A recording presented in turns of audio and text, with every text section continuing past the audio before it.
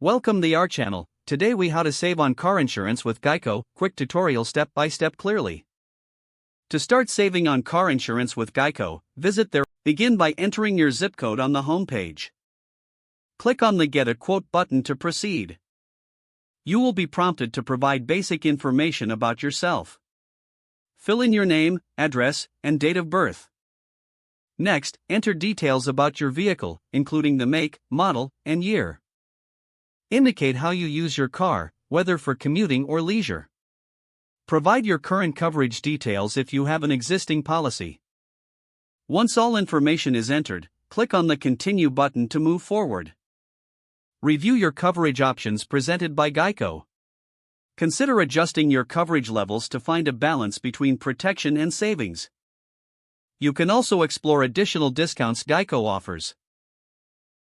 These may include discounts for good drivers, military service, or bundling policies. After reviewing the options, click on Get Your Quote to see your estimated premium. If you're satisfied with the quote, follow the prompts to finalize your application. Be sure to read the policy details carefully before purchasing. Once completed, you can manage your policy online through your Geico account. This allows you to make changes, pay bills, or access important documents anytime. Following these steps can help you save on car insurance with Geico effectively.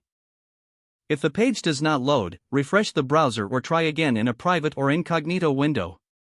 Make sure you are using the correct email address, then retype it carefully to avoid small typos. If your password is not accepted, use the reset option and create a new strong password you can remember. Check your spam folder for verification or security emails, then complete any requested confirmation steps. Enable two-factor authentication if available to improve account security and reduce unauthorized access risk. After signing in, review your profile details so your contact information and settings are accurate and current. If you see an error message, note it down and try again after restarting your device and internet connection. Log out when you finish, especially on shared devices, to keep your account and payment information secure.